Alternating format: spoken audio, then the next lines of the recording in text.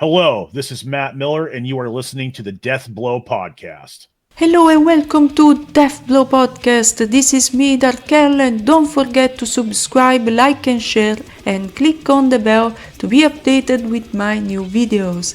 Spotify and Apple Podcasts to the audio versions of my episodes, and Instagram, Facebook, and TikTok to more videos and news. Today I present you a new band from Oregon, the land of mountains and woods, a second Norway, so to speak.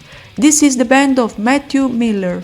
Their sound is unique, but right now I will leave you with the rest of the interview. Hello! Hello. I really hope that you are fine. Oh, I'm doing great. Having a good time. Yeah, absolutely. Let's start this interview. You are welcome on Death Blow Podcast. I present myself. This is me, Darkel, and welcome again. Thank you. I'm happy to be here. So, I was curious about your band. I had the pleasure to listen some songs from this new record. So, how did the Matthew Miller Band come about? Is that your real name? Tell me a little bit about this project of yours. Sure, yeah. Matt Miller is my real name, and this project came about during COVID and the lockdowns, and I was in another band. And we had a lot of stuff happen, of course, as everybody did, and we lost out on some really big opportunities to tour, and we had some really big plans, but everything came to a screeching halt, unfortunately. And I was writing more music, and I was trying to give the demos I sent the demos to the guys that were in this band that I was a part of, and they didn't really seem to want to do anything. They weren't taking the time to keep their skill set up and increase their skill set. And I thought, well, I'm going to do something else. So I sat on those songs for a long time, and I started to do cover albums with some of my friends. And I have some very talented friends, and they were kind enough to do vocals on some songs and this and that. And turned out awesome. If you like, everything from Nevermore, Iron Maiden, Necrophagist, Death, all sorts of stuff, and Symphony X. And from there, I started doing instrumental guitar albums, and I did a couple of those. And some of the songs I had written were intended to have vocals, but I thought, I've always wanted to make some instrumental stuff, so I guess I'll just rework them into being instrumental tunes. And I did that, and it seemed to find some traction, and people really enjoyed it, and I'm glad that they did. And from there, I decided that it was time to put a full band together. I had toured as a solo artist. I toured supporting Rings of Saturn, doing a full U.S. tour by myself, and it was real cool. And I got to jam with those guys, and they were nothing but kind and awesome to me, everybody on that tour. And I was doing some hired gun stuff, playing with other people. And I thought, well, I really want to be in a band again, full time. And so the newest record that we put out, Fiber Tormentum, the one that you were kind enough to listen to, those songs started out intending to be instrumental as well. But after having Jordan involved, a great drummer, awesome producer, and a great songwriter himself, Justice, a great bass player, and same thing, we decided collectively that we should get a vocalist. And Biko happened to hit us or a mutual friend hit me up and said, hey, you should listen to Biko. He's an awesome vocalist and a really nice guy. And we got Biko involved, and we decided to put the vocals on the Fiber Tormentum album. And we thought it sounded really cool. It's got a lot of over-the-top guitar playing and stuff, and the vocals really help elevate everything. So we're super happy with how it turned out. And that's kind of how it started. This was just kind of a side project thing for me as a way to keep releasing music. And I never really intended it to be a full-on band, but here we are, and I'm grateful for everybody that I've worked with and still work with, and all the people that have taken the time to listen to my music. And at this point, our new album, or a new EP that we're working on, is more collaborative, so it's been really nice to have everybody involved. I would be curious about this latest album that you recorded called Fiber Tormentum. What can you tell me more about this release?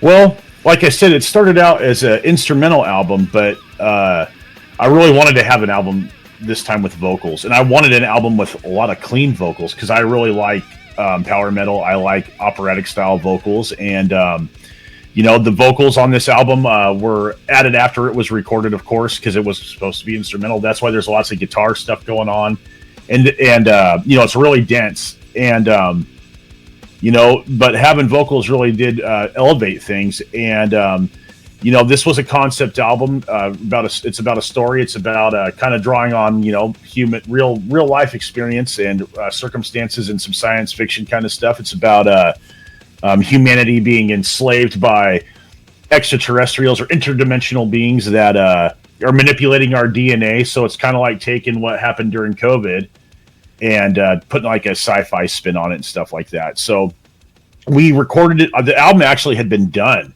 for about a year and a half. The demos had been done for a couple of years, and we just sat on it for a while to make sure we made it as good as we possibly could.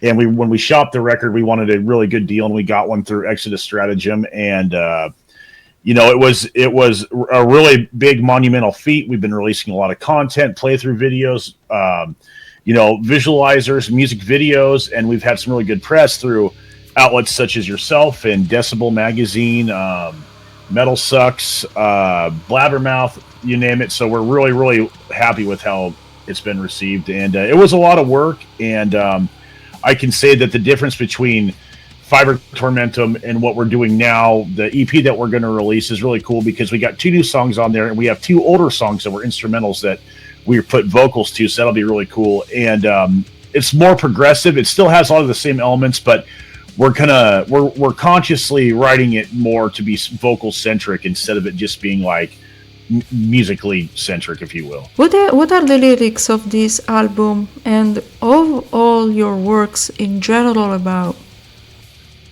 Well, to me, music's like an emotive thing, and it tells a story. I mean, I know that's cliche, but when I listen to music or when I make music, I want to feel something. Like, it's got to be something I can either relate to or makes me feel something. You know what I mean? Like, it's beyond just like hearing notes and stuff like that. I got to feel like, sadness, happiness, empowered, angry, upset, depressed, sad, all these things. And when I write my music, I try to write it in a way that it's telling a story, even if there's lyrics or not. There's, peaks and valleys and twists and turns, and try to keep it interesting. And because as I am primarily known as like a technical death metal guitar player, and stuff like that, I still focus on like writing songs. And lyrically, as this is the first album that I've done under my project, my name, or whatever that means. It was about manipulating humans' DNA to turn them into like drones, and it was about the subtleties of how drastic change, abrupt drastic change is very noticeable. But like a lot of things in life, subtlety and it's like putting a frog in boiling water. It doesn't know the water's hot until it's too late, or too hot until it's too late, kind of an idea. So it's more about like subtlety. It's about complexity and stuff like that, and about, just like I said earlier, manipulating humanity in order to get it means to an end. And it was done so well that we didn't even notice. So that's kind of the theme of that album. Wow, very interesting, by the way, to talk about this DNA and stuff. It's even about medicine, even talking about the science, and many bands find inspiration about this thing in particular. Oh yeah, and I'm not saying that like I'm anti-vaccine or anything like that. I got the shots too, and I'm not saying anything like that. But I kind of did use the model of like everybody having to get shots, like the COVID vaccines, and it was the mRNA vaccine or whatever. And so like I took that and like took the fear that people had, whatever that means, and kind of steered it. I was like, this already resonates with people. So what if I took this and like wrote like a science fiction story or a worst case scenario kind of a thing? So that's where really part of it, where it came from. And the rest of their album's about what happened after that fact. And this one of the songs, effectively neutralized, is like the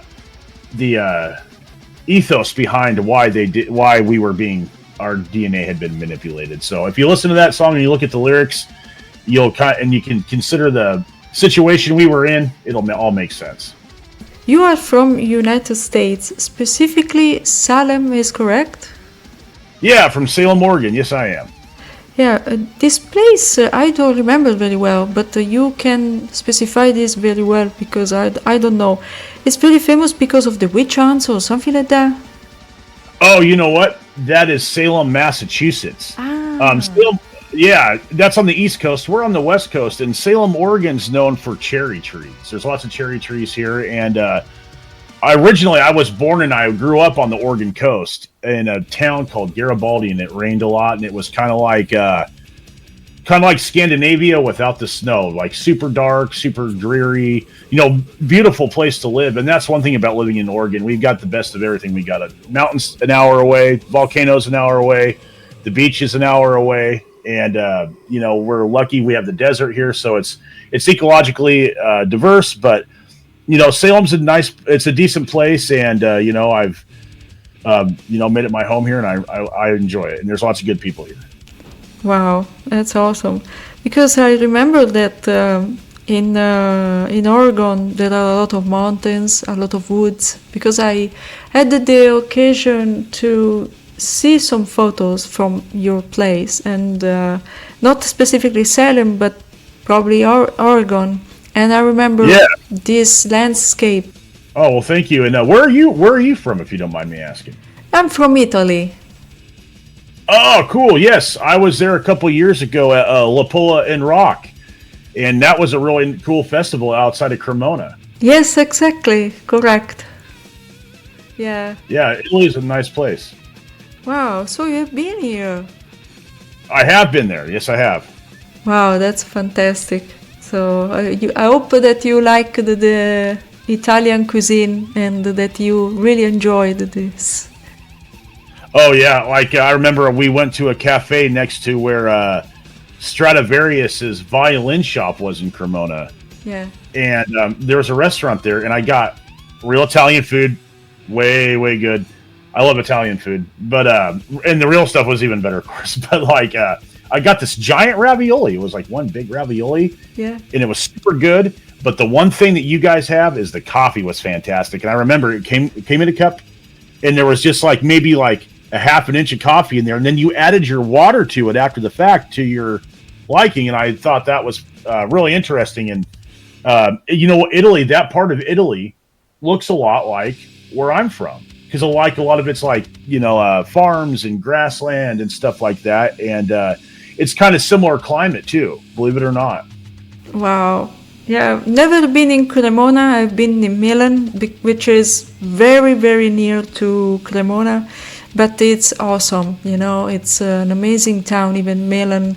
So if you ever had the chance to have been there, or I don't know if you've been there, it's a very amazing town. I think we drove through there. I could be wrong, on the way to Austria into Germany, and then we went back to Switzerland. I think we drove through there. I could be wrong, but I'm a history nerd, and there's obviously lots of history all over your wonderful country, and I definitely want to come back and visit it again. Hopefully we're doing that this coming fall, but I can't say too much about it, but hopefully I'll be back soon. Coming back to the latest work, as for the arrangements are very interesting. The vocal range goes from growl to green in an incredible way. Not an easy job anyway. Congratulations. Death metal school is very present. What are your influences for this latest record? I'm a fan of music, lots of different bands. I mean, I love metal, and I love some other genres of music. But as far as like death metal's concerned, I mean, I grew up listening to like Cannibal Corpse and Deicide of Death, of course. I'm a huge Death fan. If you can see, I got the Human Tapestry over there. And, I was a huge fan of all those bands, all the Florida bands, and then even European bands like, Grave and Dismember and Hypocrisy and frickin' At the Gates, all those wonderful bands. And that's what I grew up on. And so at a certain point, that's where I started, was like the mellow death stuff, Old In Flames and Dark Tranquility and all that kind of stuff. And then it got me more into like the heavier stuff, like, Cannibal Corpse and Deicide and stuff. And I mean, I always was a huge Death fan. And, from Death, it kind of like started listening to like Cynic and Atheist and stuff like that. And so the thing that really resonated with me was like a lot of these bands were like trying to be, push their skills on their instruments and get better as musicians, and always constantly like raising the bar. So I think that the technical death metal stuff really started to resonate with me, because I really liked Death, I liked Atheist, I liked Cynic, Nocturnus, stuff like that. And then I heard like Necrophagus for the first time, and that like blew my mind. And I was like, I'm a huge Necrophagus fan, and that's kind of where a lot of it comes from. Obscura as well, I love Obscura. Inada, Psychroptic, The Faceless, which I've had the pleasure of playing with those guys before.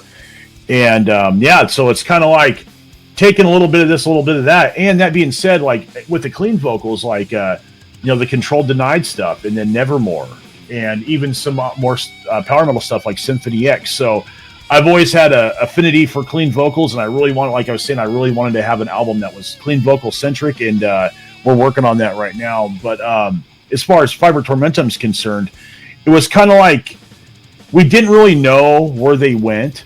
We kind of had some ideas, but we just kind of like figured it out when we were tracking the vocals and what would be cool and what would be awesome. And as far as the arrangements are concerned, it was definitely, a team effort to make sure that we got the best performances, but also like strategically put those clean vocal parts and, make them really impactful. But, as far as influences, just the same old stuff that, we all grew up listening to. I mean, I was a huge Megadeth fan when I was a kid.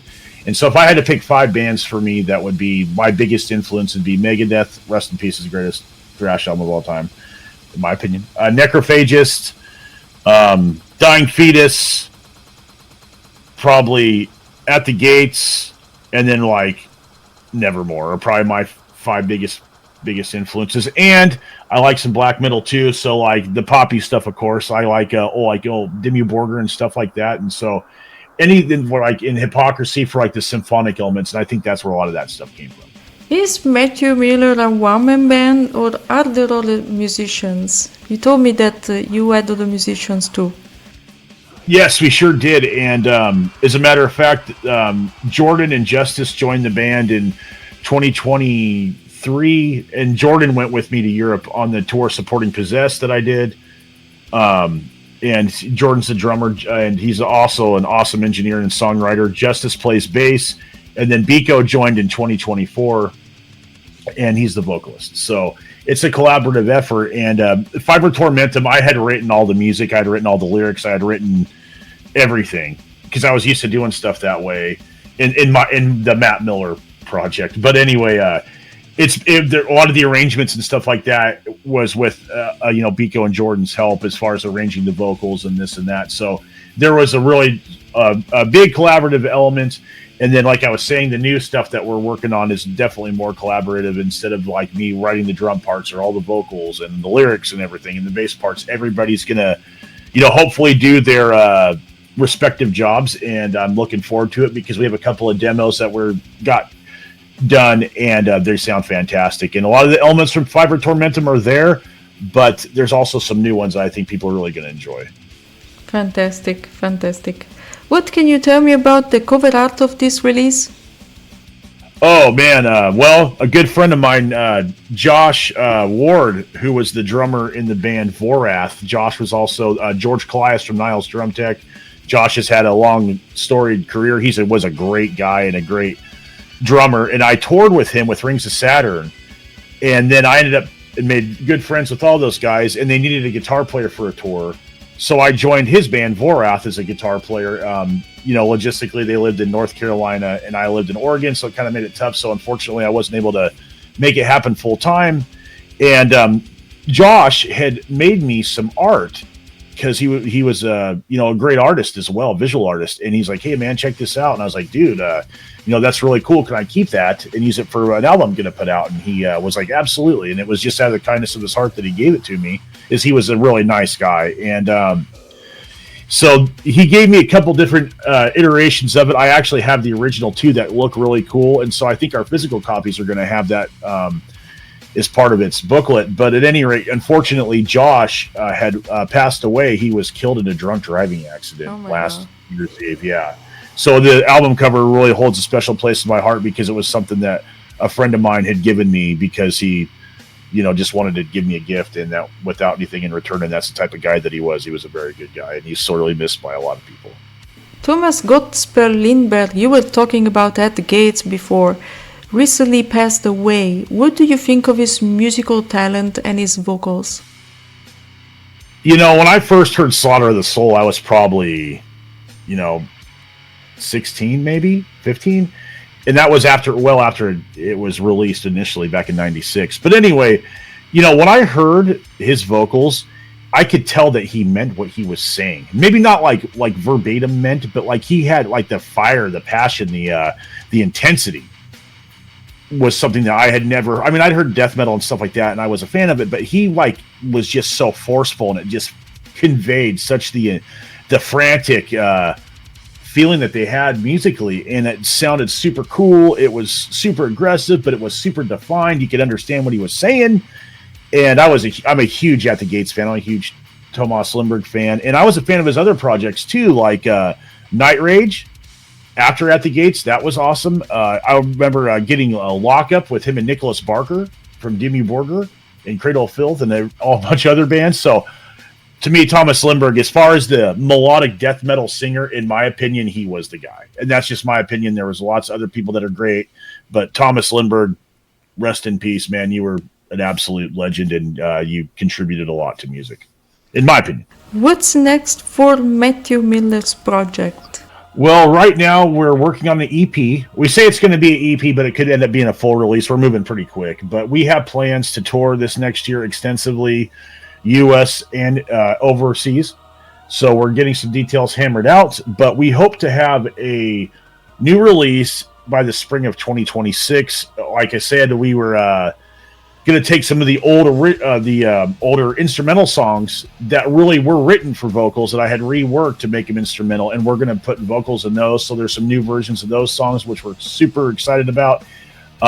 We have a couple of new demos, so we have enough material right now for an EP, which are 2 new songs that are collaborative, which everybody's done a great job, and then 2 older songs that were instrumental that we put vocals to, and they sound awesome.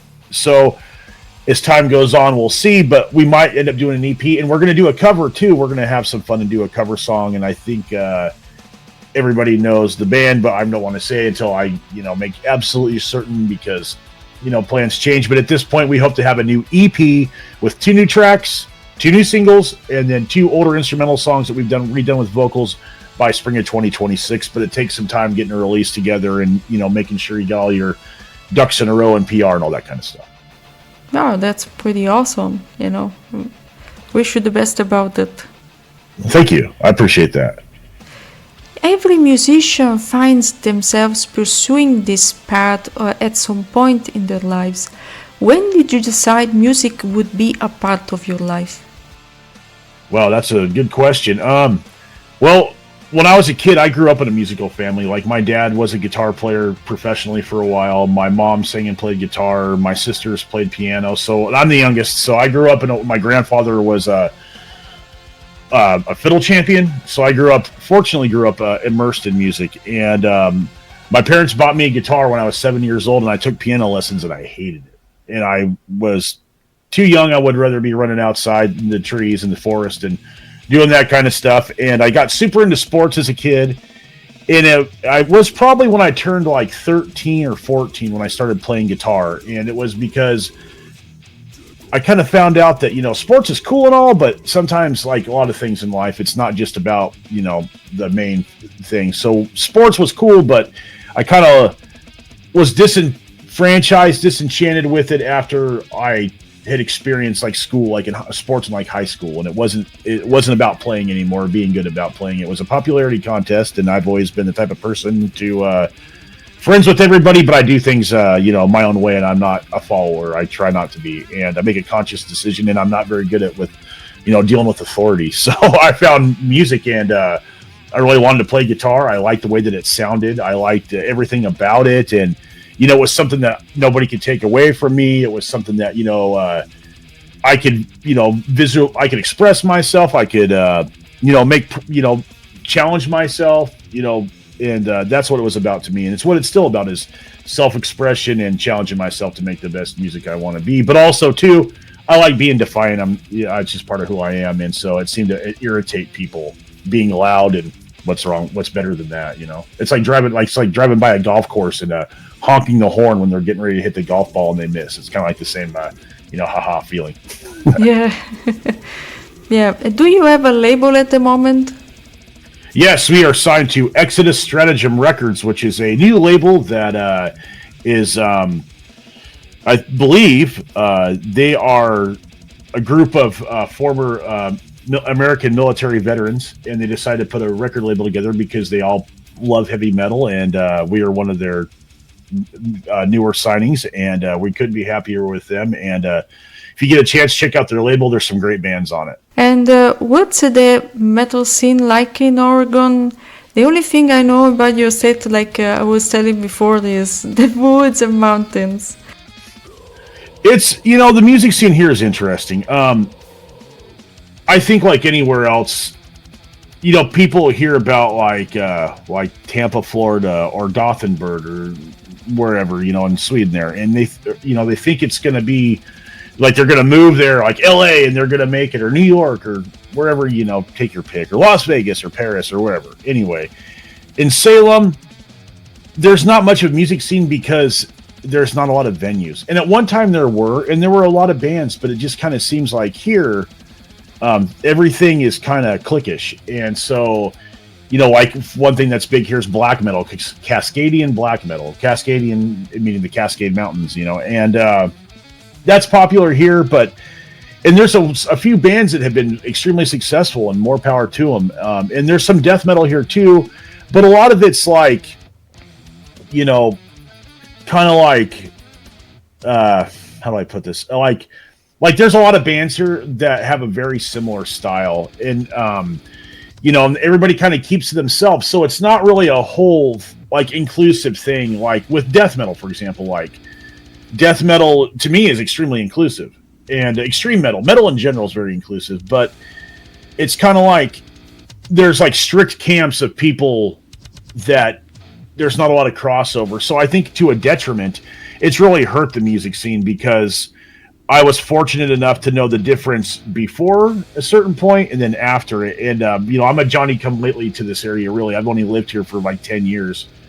But before my time here, I guess it was really, really strong, and it was very supportive. Everybody was friends, and it was not competitive. Maybe if it was competitive, it was everybody's like challenging each other to be their best, and everybody's learning from each other, all the good things. But it's so much anymore. It just kind of seems like a lot of the bands and the people have gone away, and I think that venues closing because it's so expensive. The cost of living is crazy, and which is affecting everybody in this world, even like touring bands coming to America to tour, going to Europe to tour, just getting a bus and a visa and a permit, all this kind of stuff. Mm. So I think that, the lack of venues here has really caused the music scene to shrink. Not saying that there's not great bands that are made of great people, but it just seems like, there's not a vibrant as scene as there was, unfortunately, if that makes any sense.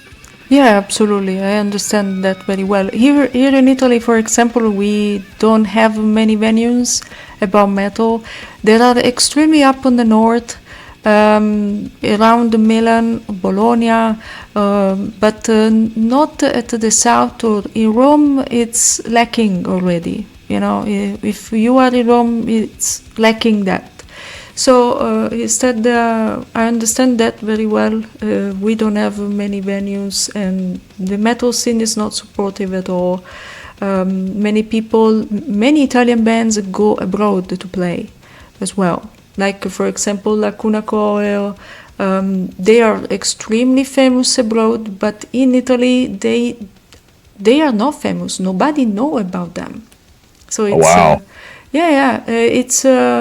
It's a sad thing.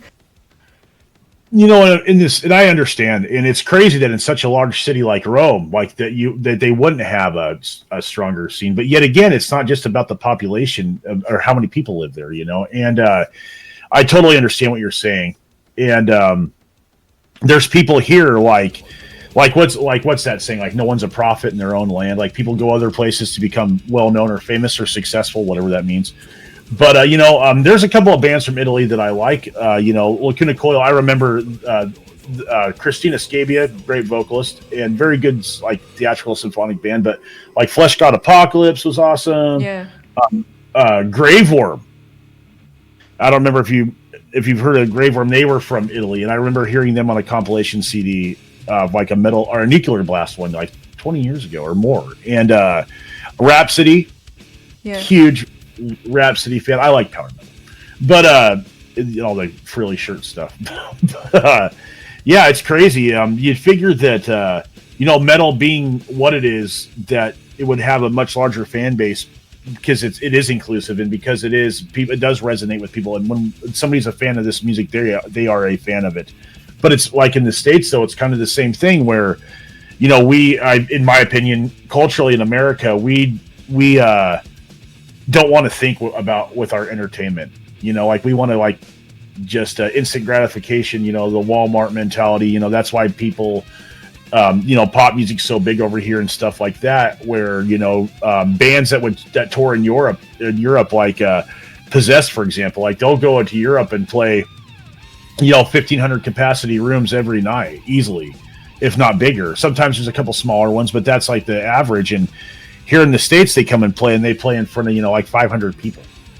Yeah. And there's other bands like that too. So it's just kind of hit or miss. But having gone to Europe and I've been to a couple times. I've been to a lot of different cities. But I think Americans have this notion that when you go to Europe, that it's like this whole other world, and it's really not. It's the same, in my experience. Anyway, you can right now add something to finish this interview, something you want to say to the public? Yes, of course. Thank you for having me on. I really appreciate it. I like to talk, so this was great, and I ramble a lot. But anyway, I would like to thank everybody for that took the time to listen to our new album, Fiber Tormentum.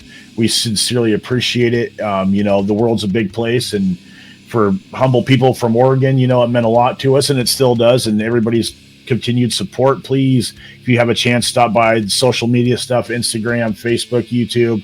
There's lots of content. We have more content coming out for Fiber Tormentum. We have playthrough videos, all sorts of stuff, lyric videos, music videos. So if you get a moment, please take the time out of your day to go to Spotify, because all of it collectively really helps. And we are just super appreciative to everyone that's taken the time to at least listen to regardless if they like it or not. If you like it, we love it. Thank you very much.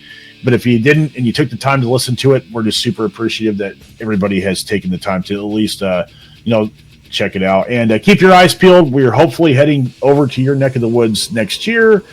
And, we got some more content to be released very soon as far as like that EP. And, if you get a chance and you like the new stuff, go back and check out some of the old stuff, because if you do, you're going to need to familiarize yourself with some of the songs, because we got some new versions of those coming out too. So I just want to say thank you for having me on, and everybody that's taking the time to, check out what we're doing. Thank you so much. It has been a nice pleasure that you are here. All right. I appreciate it. Thank you very much. You have a wonderful weekend. Thank you so much, and have a wonderful weekend, you too. Bye-bye. And that's all for this episode of Death Blow Podcast. Don't forget to subscribe, like and share, and click on the bell to be updated with my new videos. Spotify and Apple Podcasts to the audio versions of my episodes, and Instagram, Facebook and TikTok to more videos and news. See you soon, guys!